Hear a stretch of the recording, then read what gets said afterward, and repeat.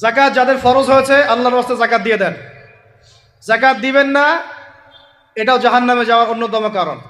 ওই সম্পদগুলোকে এভাবে গলানো হবে, গলিয়ে মুখে, গালে, পার্শ্বদেশে, চামড়ায় লাগিয়ে দেওয়া হবে। নাউজুবিল্লাহ। সূরা তাওবায় আছে, এটা কোন সূরায়?